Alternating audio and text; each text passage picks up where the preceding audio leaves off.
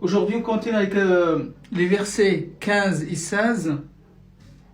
Alors, dans ces deux versets, on va voir qu'il y a énormément de nun sakina. Donc, on va essayer de les revoir, Inch'Allah. Et surtout, on va s'arrêter un peu sur la règle d'assimilation. Donc, qa'idat al-idgham.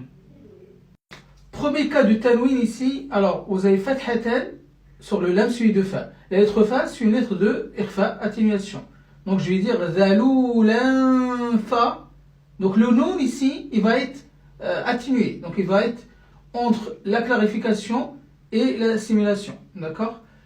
Ensuite, alors, j'ai le nun sakina suivi d'aura. La lettre aura, c'est parmi les lettres d'assimilation. Qu'est-ce qui se passe? C'est que le nun, il va être enlevé, d'accord? Il va être supprimé. Et je mettrai une shadda sur l'aura. Donc je vais dire mirri, mirri. Donc je rajoute une shadda sur l'aura. Alors, dans le mot a'amintum, je retrouve un autre nun sakin. Ce nun sakin est suivi de ta. La lettre ta, c'est une lettre d'atténuation de l'irfa. Je vais faire la même chose que ici. Donc, je vais dire a'amintum. A'amintum. D'accord? Par la suite, j'ai le mim sakin, suivi d'un mim maftouh. Là, je vais faire assimilation de mim. Ce qu'on appelle al-idgham al-shafawi. Donc, le mim, il va être intégré dans le deuxième mim. Par contre, là, je vais rajouter une shadda. Ça fera a'amiyatum ma.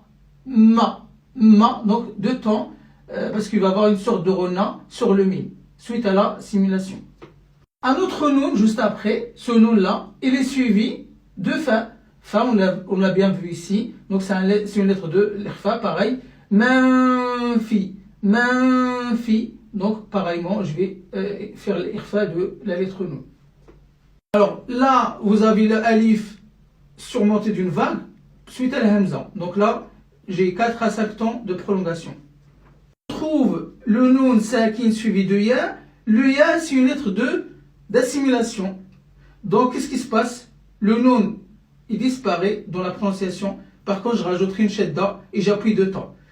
Ayyakhsifa, ayyakhsifa, ayyakhsifa. Donc 2 temps. Suite à cette assimilation.